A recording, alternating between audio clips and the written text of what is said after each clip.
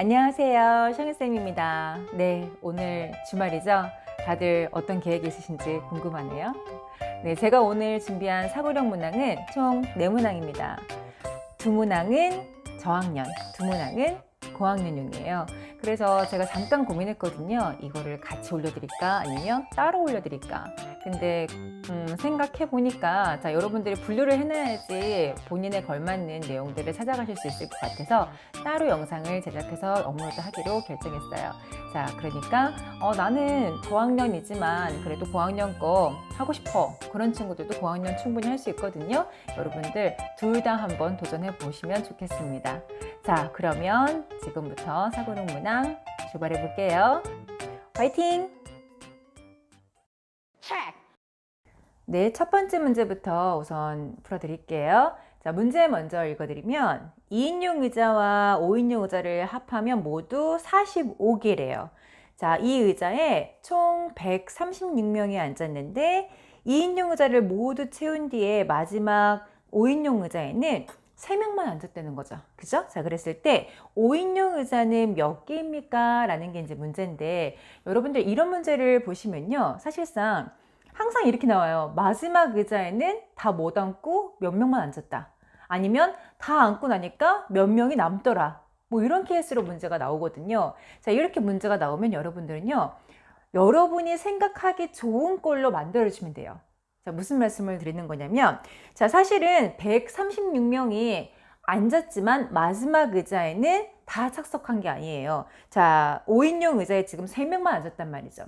그러면 우리가 다시금 생각하면 2명만 더 있으면 모든 의자에 전원이 다 착석하는 거죠.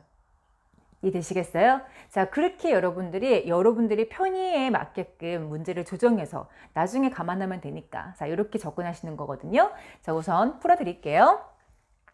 이해를 도모하기 위해서 그림을 좀 그려드릴게요. 자, 이렇게 2인용 의자가 이렇게 있었고, 그 다음에 자, 이렇게 5인용 의자가 있었는데, 자, 이런 애가 4모개가 있다고 한번 가정해보죠. 4모개가 있었고, 그 다음에 얘는 3모개가 있었습니다. 자, 그런데 토탈 다 더하면 총 몇 개의? 45개의 의자가 있었다는 거죠. 자, 이렇게 문제가 시작이 되네요. 자, 그런데 지금 우리한테 인원이 136명이래요. 자, 136명. 그런데 이 아이들이 전원 다 착석하고도 의자가 몇 개가 남아요? 그렇죠. 2개가 남잖아요. 자, 이런 문제를 푸는 여러분들의 포인트는요. 자, 우리가 사실 남았다, 모자르다, 사실 별로 안 좋잖아요. 그죠? 그래서 문제를 다시 여러분들이 번역을 하십니다. 자, 어떻게 번역을 또 시키느냐? 나는 남는 게 싫어, 모자른 게 싫어. 그러면 안 남게, 안 모자르게 인원을 설정해 주시는 거예요. 자, 어떻게 하시느냐? 원래는 136명을 앉혔지만 나머지 우리 2명이 남았잖아요. 이 의자가 남았잖아요. 여기에도 2명을 추가를 시켜요. 그렇죠?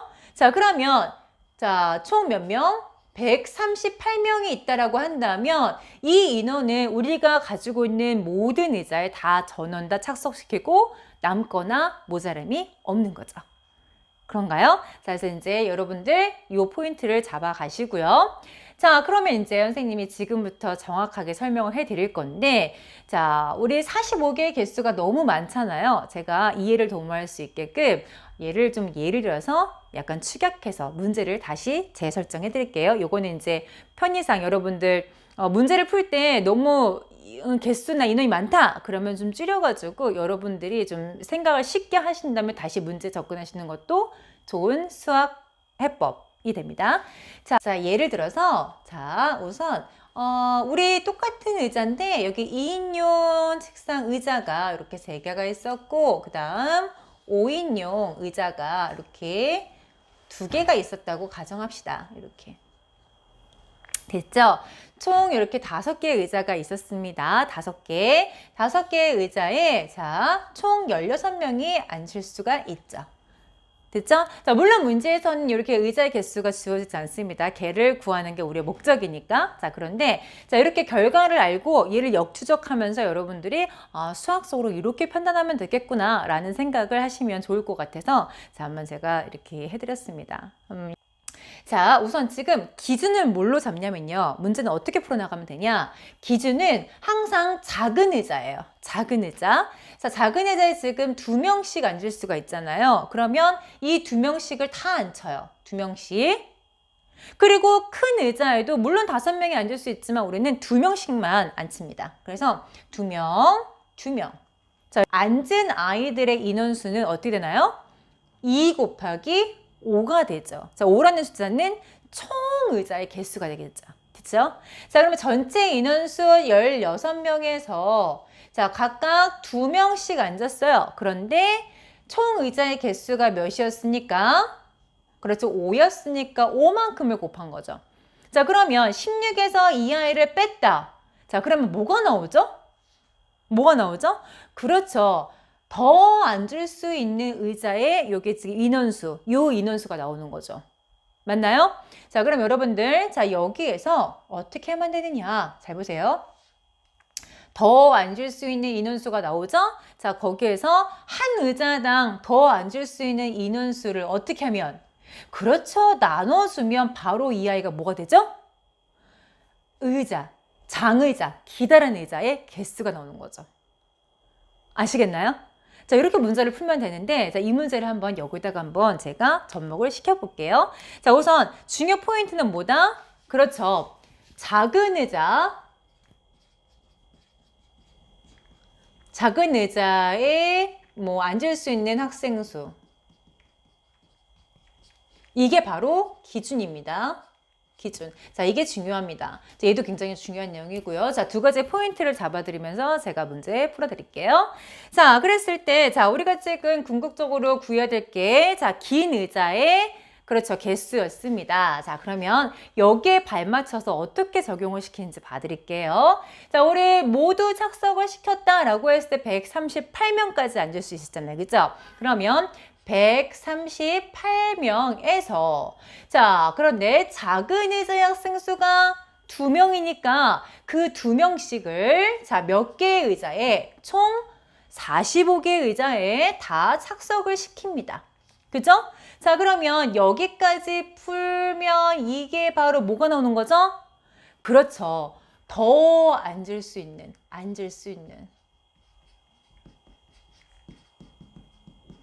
학생의 수가 나온다는 얘기죠. 맞나요? 자, 그런데 우리가 지금 아시다시피 5인용 의자에 5명씩 앉을 수 있음에도 불구하고 2명만 앉았단 말이죠. 그죠? 그러면 3명이 더 앉을 수 있잖아요. 따라서 그 3명씩 이 앉을 수 있는 학생들을 3명씩 그쵸, 배치를 시키는 거예요. 그러면 자, 이 아이를 어떻게 3으로 나눠주면 바로 이게 바로 뭐가 나오나요? 장의자, 다시 말해 5인용 의자의 개수가 나오는 거죠. 아시겠어요? 자, 이 식이 이렇게 된다는 건 이제 이해가 가능하신가요? 키포인트 2개 잡아가시면서 문제 푸시면 되세요. 이런 문제 나오면. 자, 그러면 제가 이제부터 문제 풀어드릴게요. 자, 138에서 빼준다. 자, 누구를? 요거 곱하면 90이네요. 그죠? 자, 여기에서 나누기 3을 하면 되는 거니까. 그죠? 자, 2개를 빼주면 138에서 90을 빼죠. 그러면 몇이 돼요? 48이 되죠? 48 나누기 3이니까 여러분들 요거 계산 쉽게 할 수 있죠? 몇인가요? 16. 따라서 자, 뭐가? 5인용 의자는 총 16개가 있었습니다. 라고 결론이 나죠. 네, 2번째 문제 가드릴게요. 자, 여러분들 여기 지금 그림 보이시죠? 자, 그림을 확인하시면 될 것 같고, 자, 오른쪽 그림과 같이 라고 했으니까 이제 이 그림이에요. 여러분들 제 오른쪽. 자, 가그르데는 지금 240개, 나그르데는 60개 이렇게 들어있었습니다. 뭐가? 구슬이. 자, 그런데 지금 이런 식으로 깔때기처럼 깔때기에서 구슬이 뚝뚝 떨어지고 있나 봐요. 자, 그런데 1초당 가 그릇에는 나 그릇으로 4개씩, 그 다음에 나 그릇에서는 다 그릇으로 3개씩 계속 구슬을 옮겨간다는 겁니다. 자, 그랬을 때 가 그릇과 나 그릇에 들어있는 구슬의 개수가 같아지는 그 시점에, 그렇죠, 시간을 딱 봐서 옮기기 시작한 지 몇 초인지 자 그거를 한번 계산해 보아라 라는 게 문제였습니다. 자 이런 문제 풀 때는 여러분들 제일 쉽게 접근할 수 있는 게 표입니다. 표. 자 표를 한번 그려 드릴게요. 잘 보세요. 자 표를 그려 드리면 자 우선 가하고 나니까 가와 나를 여기다가 기입해 드릴게요. 자 그리고 처음에 시작했을 때 아무것도 처리를 안 했을 아이 자 그때는 가가 지금 240개였단 말이죠. 그죠? 자 그리고 나는 60개였습니다. 자, 그렇죠? 자, 60개였고, 자, 요거를 우리가 1초가 지났어요. 자, 1초가 지났다. 자, 그랬을 때, 그 다음에 2초가 지났다. 그랬을 때, 3초까지만 해볼까요? 3초가 지났다. 이랬을 때. 자, 어떻게 이 아이들이 바뀌어가는지를 한번 지금부터 확인해 볼게요. 자, 우선 1초당 가에서 나로 4개씩 이동을 한답니다. 그죠? 자, 4개씩 이동하니까 우리 여기는요, 엄밀히 말해 240에서 몇을 빼면 돼요? 4개를 빼면 되죠. 됐죠? 자, 그러면 얘가 그냥 버려지는 게 아니라 나로 옮겨져 가는 거니까 여기는 원래 60이었는데 가에서 받은 4개가 그렇죠. 주어지는 거죠. 자, 그리고 얘는 그냥 가만히 있는 게 아니라 얘도 마찬가지 구멍으로 또 빠져요. 몇 개씩? 1초당 몇 개씩? 3개씩 빠진답니다. 자, 그러면 빼기 3이 되겠죠. 그러면 얘는 계속 1초당 4개씩 받아서 3개씩 버리니까 그렇잖아요. 그죠? 그러면 총 한 개의 그렇죠. 이득이 생기는 거죠. 구슬이 매 초당 한 개씩 늘어난다고 생각하시면 되겠네요. 이해되나요? 자, 그래서 여기는 61이 되는 거고 이 아이는 4가 빠지는 거니까 236이 되겠죠. 됐죠? 자, 그리고 2초도 한번 해볼까요? 자, 여기는 4개씩 빠지는 거니까 232가 될 것이고 여기는 하나씩 증가되니까 자, 이렇게 쓰면 되겠죠. 그 다음에 3초가 지났습니다. 얘는 또 4개가 배출이 되네요. 없어졌어요. 228개가 남았어요. 자, 얘는 하나를 또 얻었습니다. 그래서 이렇게 되는 거죠. 됐나요? 자, 우리의 궁극적인 목적은 뭐냐면 둘의 차이가 없게끔, 다시 말해서 갖고 있는 구슬의 개수가 동일하게끔, 같게끔 하는 게 목적입니다. 그래서 여러분들은요, 뭐를 세 번째 줄에다 쓰시면 되느냐? 가에서 나를 뺀 값이 뭐였으면 좋겠다? 최종 0이었으면 좋겠다. 이해되나요? 자, 요게 우리의 궁극적인 목적입니다. 되시겠죠? 자, 그러면 처음에 시작했을 때 이 차이가 몇이었는지 먼저 계산해 주시면 180이 되는 거죠?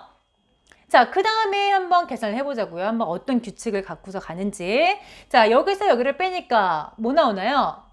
그러네요. 170, 뭐가 되죠? 5가 되네요. 5만큼 차이가 나네요. 자, 그 다음에 2초가 됐습니다. 자, 뭐가 나오나요? 그러네요. 170이 나오네요. 혹시 여기 있는 165인가? 165가 맞네요. 그죠? 1초 지날 때마다 요 차이가 5씩 줄어드는구나. 이해되시죠? 그럼 우리는 어떻게 하면 되나요? 5씩 얼만큼 껑충껑충 뛰어야 요 차이가 0에 도달할까? 라는 생각으로 문제를 푸시면 되겠죠. 됐나요? 자, 그럼 제가 식으로 한번 옮겨 드릴게요. 자, 우선 자, 240에서 60을 뺀 요 숫자가 처음에 시작했을 때 가와 나의 차이였습니다. 그죠? 자, 거기에서 몇씩 뛰어나가야지만 이 차이가 0이 되느냐. 근데 한 번 뜰 때마다 5씩 줄어든다. 이런 내용이잖아요. 그죠? 자, 따라서 식은 어떻게 되느냐? 5 곱하기 네모를 해야지만 0이 나온다. 라는 얘기죠. 이 네모 뭐죠? 그렇죠. 초죠, 초. 경과한 시간의 그죠? 단위. 자, 그래서 우리가 자, 식을 이제 풀어드리면 얘가 180이 되는 거고 이 180에서 5 곱하기 네모를 해서 0이 나와야 하니 우린 다시 말해서 뭐예요? 5를 몇 번 곱해야지 180이냐 라는 얘기와 같은 거죠. 자, 다시 말해 뭔가요? 자, 네모는 180 나누기 5가 되니까 몇 초? 그렇죠. 36초라는 결론이 나오죠. 됐나요? 자, 이렇게 문제를 풀어봤는데요, 여러분들. 자, 이런 문제가 나오면 몇 초, 우리가 얼마만큼 껑충껑충 뛰어갔는지, 자, 요거를 확인하는 방법으로 제가 뭐를 썼죠? 네, 표 만들기를 썼습니다. 자, 이 표 만들기는 굉장히 수학 문제 풀어나가는데 굉장히 중요하게 작용합니다. 여러분들 이렇게 표 만드는 습관 꼭 들이셨으면 좋겠고, 자, 문제에서 표를 만들면서 우리가 느꼈던 게 뭐였죠? 그렇죠. 이 세 번째 줄에 뭐를 써야 되는지, 그죠? 가와 나의 차이. 이 차이가 0이 되었지만 가와 나의 구술의 개수가 똑같아진다는 거. 그죠? 자, 이렇게 포인트 잡아가시면서 문제 접근하시면 되겠습니다. 네, 이렇게 해서 오늘 사고력 문항 총 4문항이 끝이 났습니다. 어떠셨나요? 자, 여러분들 제 영상 보기 전에 먼저 문제 풀어오시는 거 맞죠? 꼭 그렇게 하셔야 돼요. 꼭 제 수업이 아니더라도 모든 여러분들의 수업에 임했을 때 미리 보고 들어가는 거하고 보지 않고 들어가는 거는 엄연히 너무너무 틀려요, 여러분들. 꼭 미리 문항을 다 풀어보시고 수업 들으셨으면 좋겠고요. 그리고 혹여나 나 이 문제 못 맞췄어, 낙심하지 마세요. 모든 것은 다 과정이 있고 절차가 있거든요. 자, 차곡차곡 쉬운 것부터 계속 경험을 쌓아가다 보면 언젠가는 점수가 나올 때가 분명히 있답니다. 그때까지 여러분들 인내를 가지고 끈기를 가지고 저와 함께 하셨으면 좋겠습니다. 자, 그러면 오늘 이 시간에도 너무 고생 많으셨고요. 수고하셨습니다.